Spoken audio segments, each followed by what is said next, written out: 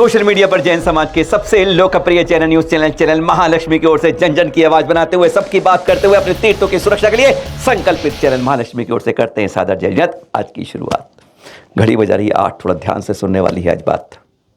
गिरनार जिसका उद्घोष आचार्य श्री सुनील सागर जी महामुनिराज ने किया और फिर एक लहर चल चुकी, एक कारवा बनने लगा।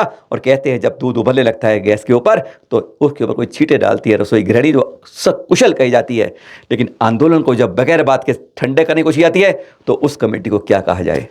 तीर्थ क्षेत्र कमेटी के साथ सब समन्वय समिति ने किस तौर से एक सामने आते हैं मीडिया में और 12 नंबर कहते हैं आंदोलन समाप्त हो गया, ना कुछ मिलता है ना कुछ होता है। आज 60 दिन बाद भी जैन समाज को कुछ नहीं मिला, एक धेला भी, और चुपचाप कमेटियां शांत बैठ गई। पहले कहा 10 दिसंबर को बहुत बड़ा वो करेंगे जयपुर के अंदर, घोषणा करी और उसके बाद चुपचाप बंद।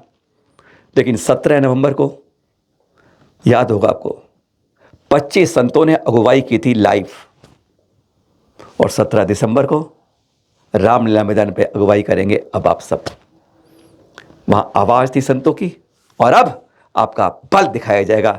रामलीला मैदान 17 दिसंबर दिल्ली के अंदर, पर उसके बीच में 8 दिसंबर यानी बस इस शुक्रवार को पहले 25 संतों के साथ चैनल महालक्ष्मी ने एक उद्घोष किया था, सहयोग मिला था नवग्रह तीर्थ का, और अब फिर 8 दिसंबर को अब प्रमुख गणनियारिकाओं को, जिनकी नाम भी आपको शीघ्र बताए जाएंगे, उनके साथ विद्वजनों के साथ यह उद्घोष होगा गिरनार पर सुरक्षा के लिए। बात जैन और हिंदू के बीच के तनाव की नहीं है, उनके आपस में विरोध की नहीं है। बात यह है कि किसी भी क्षेत्र पर, किसी भी तीर्थ पर, किसी भी जगह पर उसकी प्राचीनता, उसकी संस्कृति, उसकी कल्चर, उसके पुरातन को सुरक्षित रखा जाए। यह जिम्मेदारी सरकार और सरकारी विभाग की रहती है, सत्ता की रहती है, प्रशासन की रहती है, पुलिस की रहती है, हर किसी व्यक्ति की रहती है। वहां से कोई छेड़छाड़ ना हो, वहां कोई बदलाव ना हो। अगर ऐसा बदलाव होता तो आज हमने इतिहास में हड़प्पा और मोहनजोदड़ो को नहीं देखा होता।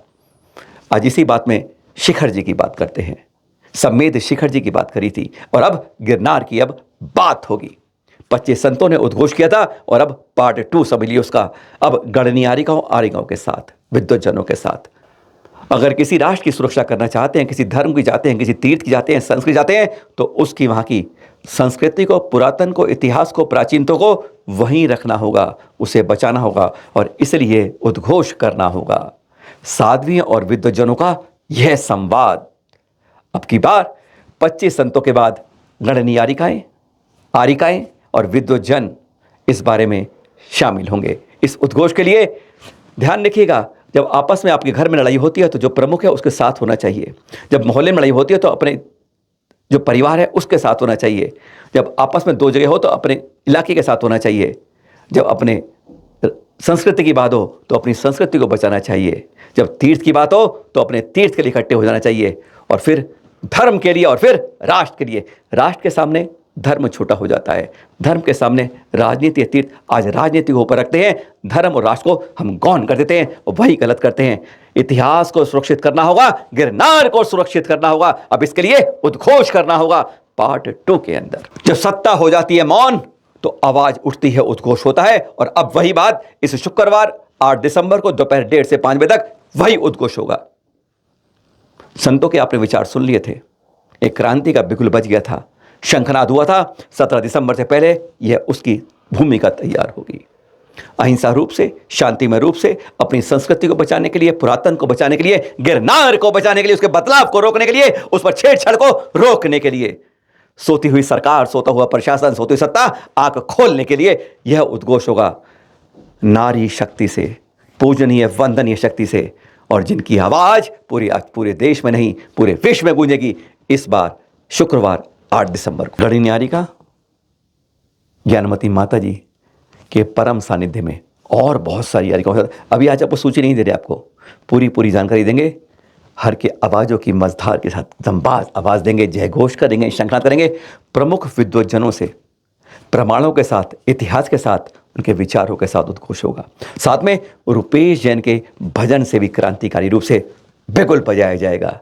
बहुत कुछ किया जाएगा इस शुक्रवार को 8 दिसंबर को।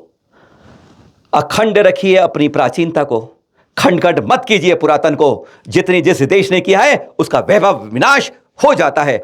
अपनी वैभवता की पहचान अपने अतीत की पहचान केवल पुरातन को सुरक्षित रखने से होती है और गिरनार उसकी एक कहानी को दोहराती है। बताना होगा, मत बदलिए करिए छेड़छाड़, अब भी वक्त है, संभल जाइए जनाब। पहले की तरह इस बार भी आपको लाइव देखने का सौभाग्य मिलेगा। चैनल महालक्ष्मी इसकी अगुवाई कर रहा है, साथ में अपने YouTube चैनल के ऊपर, साथ में पारस के ऊपर भी आपको ये लाइव मिलेगा, साथ में नवग्रह जूम पर लाइव मिलेगा। यह अपील पूरे सकल जैन समाज की है। आप सबको जुड़ना होगा, उस दिन सुनना होगा, आगे आना होगा। उनके उत्तेजक विचारों से अपनी संस्कृति की बचाव के लिए, अपने देश की इस धरोहर के बचाने के लिए, अपने पुरातन को बचाने के लिए जब कोई नहीं सुनता है तो आवाज़ जंगल की आग की तरह उठनी चाहिए, आवाज़ सब तक पहुंचनी चाहिए। लाइव रहेगा 8 दिसंबर को दोपहर 1:30 से 5 बजे तक। हाँ, और बात करें हमसे, गजब की बात करें, एक और बात करते हैं।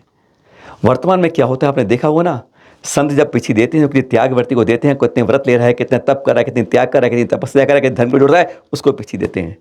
पर अब देख रहे हैं आचार्य श्री पुलक सागर जी को, इन्होंने साफ कह दिया है, अब संतों की पिछी, मेरी पिछी कम से कम उनको नहीं दी जाएगी। उनको दी जाएगी किनको, सोच नहीं सकते आप, जिनके कम से कम 1 नहीं 2 नहीं 3 बच्चे होंगे। यानी आज हमारी संस्कृति की विरासत की क्यों आज आवाज़ उठ रही है, क्यों तीर्थों को बार बार चोट हो रही है, क्योंकि बार बार हम परेशान किया जाता है, क्यों बार बार हमारे ऊपर गर्दन पर हाथ रखा जाता है, क्यों हमारे तीर्थों से छेड़खानी होती है, क्यों हमारे संतों के साथ अपशब्द किए जाते हैं। कारण हमारी गिनती पल, हमारी खोपड़ियों की गिनती कम हो जाती है और सरकार केवल खोपड़ियाँ गिनती है, उसकी क्वालिटी नहीं गिनती, क्वांटिटी गिनती है। इसलिए उन्होंने उद्घोष किया है, जो सबसे पहले था आज, जो विश्व धर्म के गूंजता था, आज नीचे हो गया है, और जो आज कल के हैं वो विश्व धर्म के रूप में गूंजने लगे हैं। इसलिए आचार्य श्री पुलक सागर ने खरी खरी बात कह दी, उसको बुरी लगेगी पर कहते हैं कड़वी दवा अंदर असर करती है। सुनिए आचार्य श्री पुलक सागर जी से और गांठ बांध लीजिए जो ये कहते हैं। या तो आप चले जाइए, आप करिए त्याग तपस्या, बन जाइए साधु, नहीं तो गृहस्थ में रहना है तो कुछ इनकी बात को सीखना होगा। सुनिए जरा आचार्य श्री पुलक सागर। जैनों की घटती जनसंख्या धर्म के भविष्य पर प्रश्न चिन्ह हुआ करता है, संख्या बढ़नी चाहिए। मैं इसका पूर्ण समर्थक हूँ। पहले साधु पिच्छी परिवर्तन करते थे तो कहते थे ब्रह्मचर्य व्रत लो तो हम पिच्छी देंगे। मैं पुलक सागर कहता हूँ 3 बच्चे पैदा करो, उसके बाद हम तुम्हें अपनी पिच्छी देंगे, उसके बाद तुम्हें अपना। ऐसी कैसी आधुनिकता, ये फैशन बन गया हमारा, 1 बच्चा फैशन। ये फैशन नहीं, ये मूर्खता है हमारी सबसे बड़ी।